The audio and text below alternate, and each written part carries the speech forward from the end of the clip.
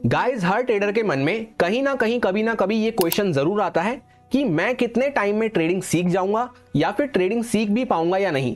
आप एक ट्रेडर बनोगे या नहीं एंड कितने टाइम में बनोगे, ये कंप्लीटली डिपेंड करता है कि आप किस टाइप के ट्रेडर हो। अपने आप को पहचानना बहुत जरूरी है। सबसे पहले मेनली 4 टाइप के ट्रेडर रहते हैं।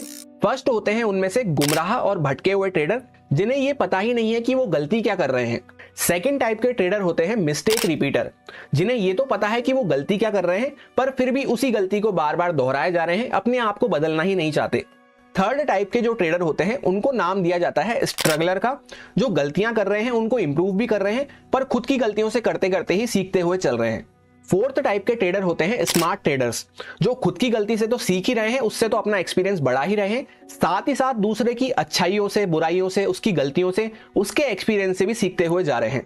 ट्रस्ट मी, मैं ट्रेडिंग के ये चारों फेस देख चुका हूं, चारों टाइप की ट्रेडिंग कर चुका हूं, इसीलिए आपको अपने कुछ एक्सपीरियंस पॉइंट शेयर करने वाला हूं इस वीडियो में। अब उनको मानना या ना मानना वो कंप्लीटली आप पे डिपेंड करता है।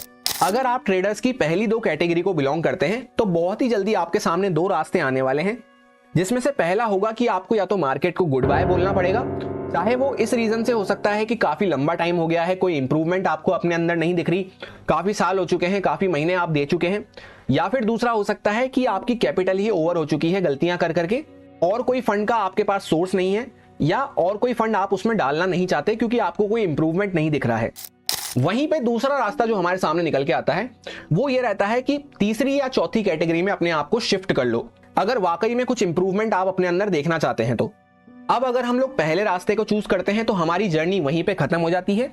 दूसरे रास्ते को हम चूज करते हैं तो तीसरी या चौथी कैटेगरी में हम आ चुके हैं, अब अपने आप को शिफ्ट कर चुके हैं, या फिर ऑलरेडी अगर हम तीसरी चौथी कैटेगरी में ही हैं तो इसमें से जो तीसरी कैटेगरी वाले ट्रेडर होते हैं वो एक ना एक दिन जरूर ट्रेडर बनते हैं, पर उनको टाइम थोड़ा सा ज्यादा लग जाता है, क्योंकि कहीं ना कहीं वो अपनी ही गलतियों से सीखते हुए चल रहे हैं। तो पहले गलतियों को करेंगे, फिर गलतियों को एनालिसिस करेंगे, फिर उन गलतियों को किस तरह से वो ओवरकम कर सकते हैं उसका रास्ता ढूंढेंगे, फिर जाके कहीं उनका इंप्रूवमेंट होना चालू होगा।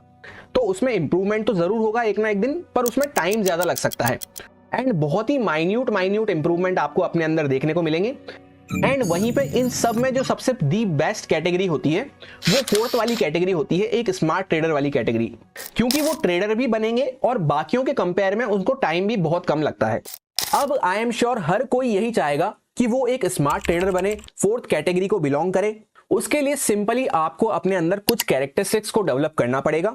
जब मैंने फोर्थ